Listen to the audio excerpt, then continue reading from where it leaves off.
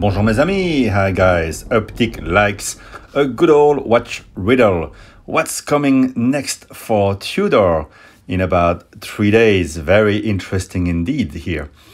Right, so what's great with Tudor is that it is meant to produce the affordable version of every Rolex model.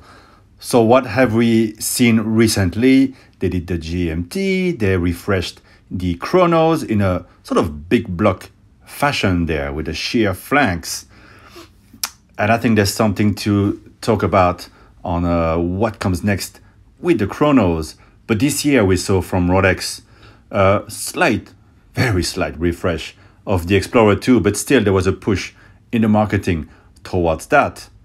And we've all been waiting for the next version of the GMT that we all love so much. Of course, we want it to be smaller in the Black Bay 58 format, but I don't think that's going to happen. A different color, maybe the Coke? Yeah, that would be great if it came first from Tudor. But what I think is that we're going to see perhaps a fixed steel bezel that would reduce a little bit the size of it.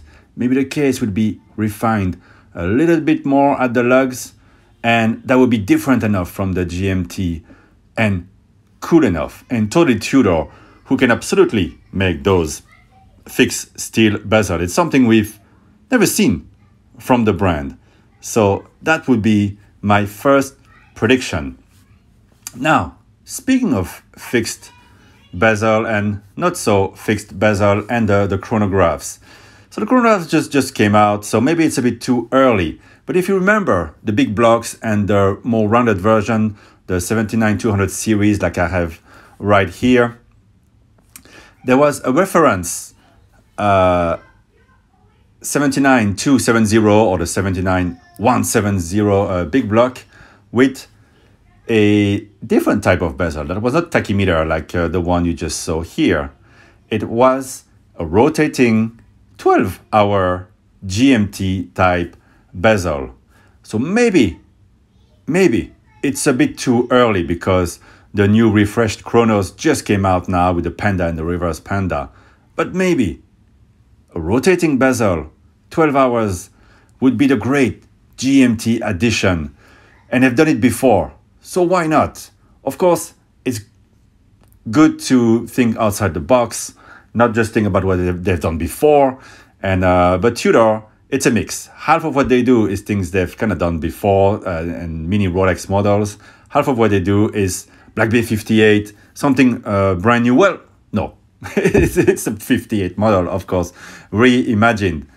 But now imagine the 58. They've done the blue color, they've done the gold and the sterling silver at Watches and Wonder 2021. How about a black, or a white dial, or a GMT bezel on this, foregoing the diving bezel altogether? That could be quite cool. It would put the GMT in the format, but they're not really able to do it because the GMT manufacturer movement is a bit too big, I think, for this case. So maybe that's the one. Bye-bye, guys.